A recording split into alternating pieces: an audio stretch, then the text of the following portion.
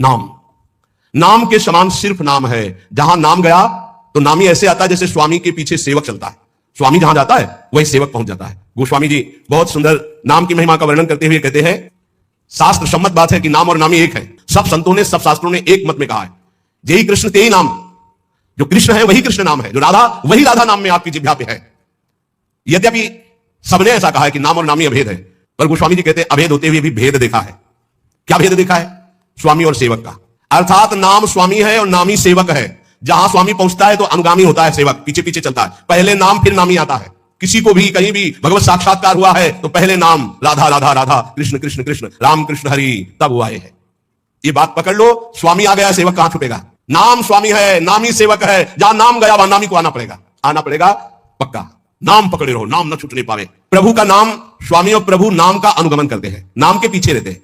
नाम और रूप दोनों प्रभु ही के ही उपाधि है, अनिर्वचनीय है, एक ही है, सुंदर है। एक ही होते हुए भी इनमें यह भेद है कि नाम स्वामी और नामी सेवक है। प्रकट में देख लो, नाम जापकों के पास भगवान सेवा करते हुए स्वयं पाए गए, क्योंकि नाम जप कर रहे। बहुत बहुत से उदाहरण ऐसे हैं।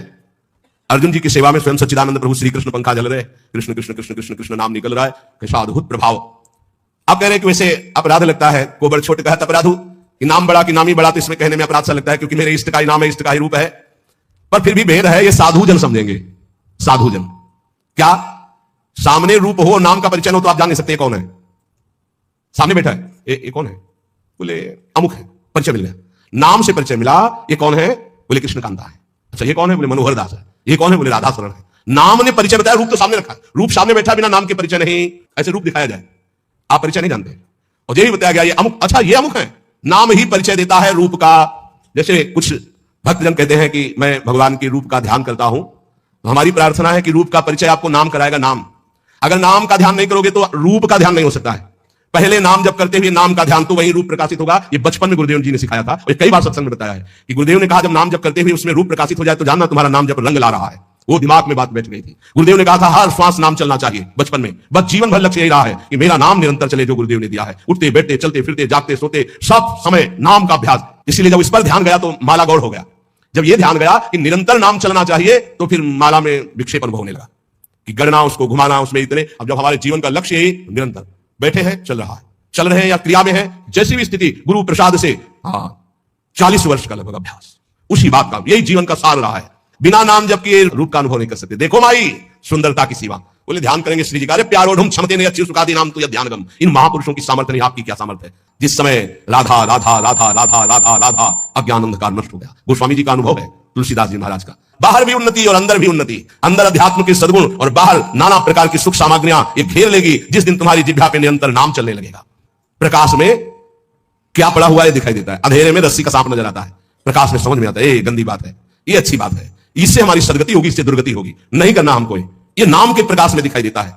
जैसे नाम की महिमा सुनी और संसार में गलत आचरण करने वाले नौजवान भाई सुने तो आके वर्णन करते, मैंने ये त्याग दिया। क्यों? क्योंकि नाम का प्रकाश हुआ, बल मिला और समझे कि गलत है तो उसका त्याग कर दिया। गुरुदेव ने जो शब्द दिया, जब उसका प्रकाश हुआ तो मन के ऊपर अब हमारा अधिकार हो गया। मानसर ऊपर छा जा। अभी तक हमको मन दबाए हुए था, जो चाहता था मन करता था, लेकिन जब से गुरुदेव ने नाम दिया, नाम का प्रकाश हुआ, अब मानसर ऊपर छा जा। अब मन के ऊपर आसन लगा के बैठे, जो हम चाहेंगे वही मन करेगा, जो मन चाहेगा वो हम नहीं करेंगे। ये स्थिति नाम के प्रभाव से मन को मार दिया, निर्विषय कर दिया। किसने? नाम जापक ने। अब वो कहीं त्रिभुवन में जाए, भाव कुभाव अनख आलसहु, नाम जपत मंगल दिशि दसहु, दसों दिशाएं शुद्ध बुद्ध आनंद प्रदान करने वाली हो गई, क्योंकि जहां है वो नाम जप कर रहा है। कुमति का नाश हो गया, सुमति का प्रकाश होकर हृदय में सुमति नृत्य कर रही। धर्म के 36 लक्षण है वो प्रकाशित हो जाते हैं उसके अंदर, भागवत में वर्णन।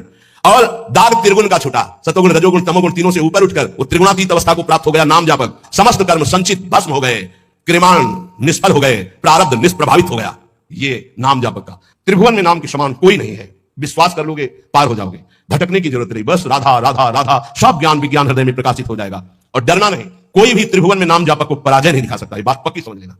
कभी भी हरि का एक स्वभाव है, कोई उनको गाली दे दे, अपमान कर दे, उनकी निंदा कर दे, वो पिता के समान सह लेते हैं, क्षमा कर देते हैं, लेकिन उनके भक्त का अपमान कर दे तो राम रोष पावक सो जाई। जो अपमान भक्त कर करे, तुम चुप रहना, तुम मत बोलना, जो अपमान भक्त कर करे राम रोष पावक सो जाई। पलटू साहब कह रहे नाम जापक कभी डरना मत, कभी भय मत करना और कभी लड़ना मत। हरि का अपमान कर दोगे, सह जाएंगे, कैसे भी वो बड़े कृपालु है, अनंत माताओं का प्यार रखते हैं, चलो दंडता कर ले, महान तपस्वी, दूध का रस पीने वाला, बलकल की लंगोटी लगाने वाला, उनको यह भ्रम हो गया कि चक्रवर्ती सम्राट रानियों के बीच में रहने वाला मेरे से बढ़कर भजनानंदी कैसे हो सकता है। जाकर के कृत्या प्रकट कर दी उनको अम्बरीश जी को कष्ट देने के लिए। दुर्वासा जी के द्वारा प्रकट की हुई कृत्या भगवान के निज पार्षद सुदर्शन जी ने भस्म कर दिया और त्रिभुवन में दौड़ाया दुर्वासा जी को। अंततः अम्बरीश जी के पैरों में गिरना पड़ा महान तपस्वी भगवत स्वरूप दुर्वासा जी को। सबसे पहले भाग कर गए भगवान शंकर की शरण में, क्योंकि भगवान शंकर के अंश से प्रकट हुए दुर्वासा जी है। भगवान शंकर ने कहा मैं हरि का द्रोह करने वाले को तो विचार पूर्वक रास्ता बता सकता हूं, लेकिन हरिदास का, भगवान के भक्त का द्रोह कर दे, ये मेरी सामर्थ्य नहीं कि मैं इस समय सुदर्शन को प्रार्थना करके रोक सकूं या तुम्हें कैलाश में रख सकूं। तुरंत यहां से निकलो।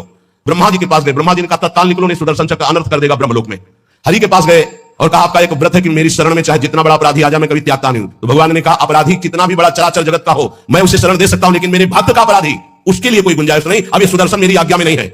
अगर अम्बरीश जी कह देंगे तो ये सुदर्शन शांत हो सकता है, अन्यथा नहीं। भाग के अम्बरीश जी के चरणों में आना पड़ा। मेरा अपराध कर दे तो मैं क्षमा कर सकता हूं, भक्त का अपराध कर दे तो नहीं। इसलिए जाओ, अगर अम्बरीश जी क्षमा करे तो क्षमा हो सकती है।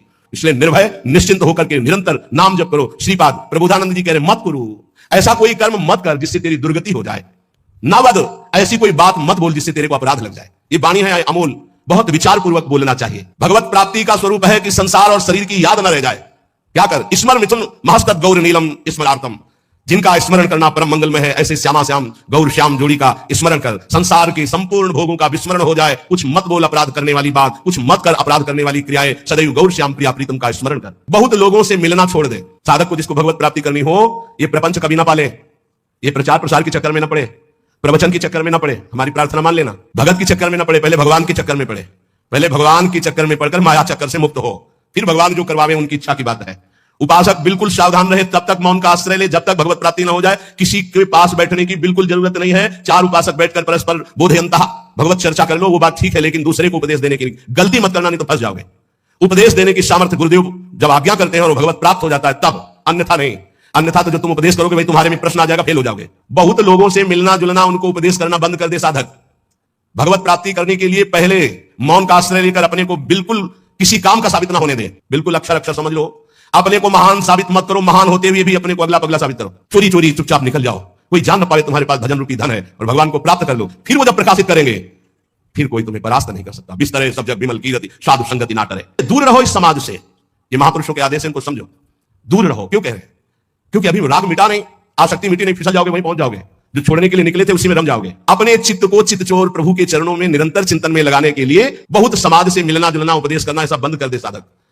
अपने चित्त को प्रभु में लगाए और अपने को प्रकाशित ना होने दे। भगवत ऋषि जी ने भी कहा है अप्राकृत चिदानंद में वृंदावन में प्रवेश पाने के लिए प्रगट वृंदावन का आश्रय ले लो, यहां आते जाते रहो या यहां वास करो, सत्संग सुनो और उसे अपने जीवन में उतारो।